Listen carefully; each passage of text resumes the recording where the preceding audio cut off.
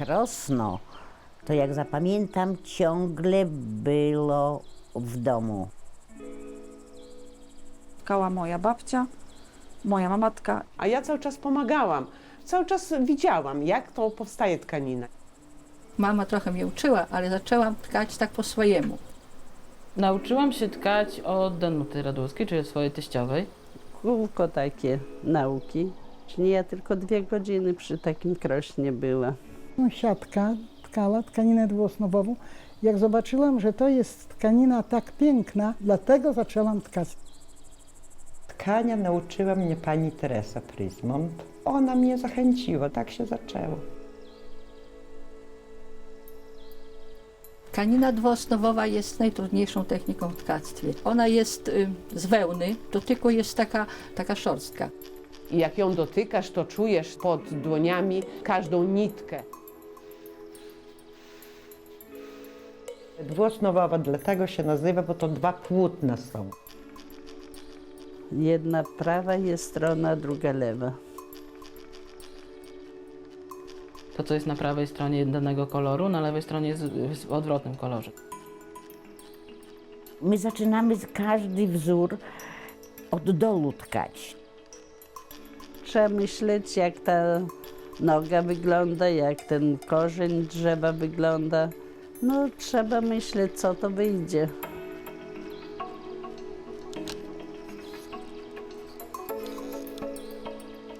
Tkanie, układanie wzorów sobie w pamięci, to wielka satysfakcja.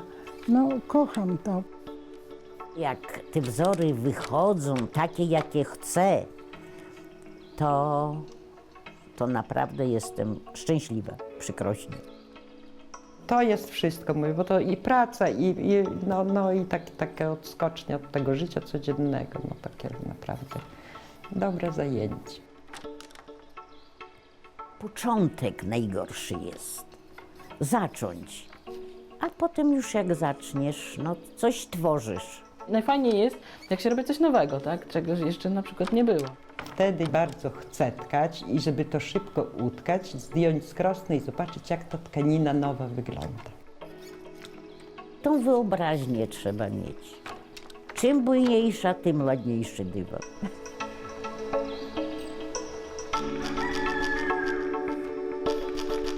Bardzo dużo rzeczy tkę ze swojej wyobraźni. Moja wyobraźnia, wzięta z rzeczywistości.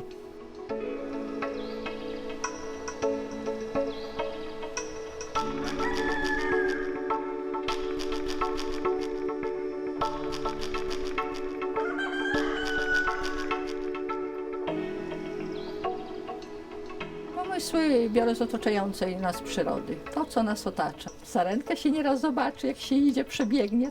Kiedyś, będąc w lesie, na żywo widziałam losia. Ja stanęłam i po prostu byłam zachwycona. Trzeba takiego dostać, jakby, ja wiem, jakiejś wizji tego. I wtedy się utka to coś innego, nowego. Najlepiej myśli się nocą. Co ja utkam? Czasem jest tak, że jak tak się długo myśli o jakimś tam wzorze, to czasem się nawet też przyśni to, nie?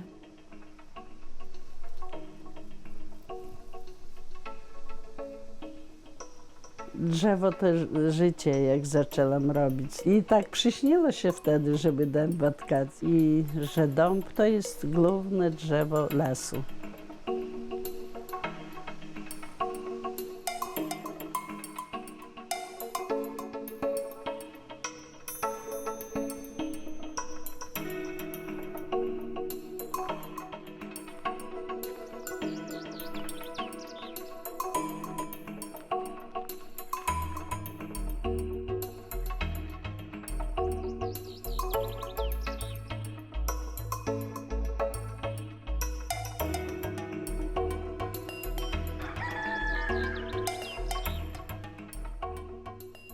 Każda panna młoda musiała w posagu wnieść dywan jeden najmniej. Im więcej było dywanów, tym była bogatsza.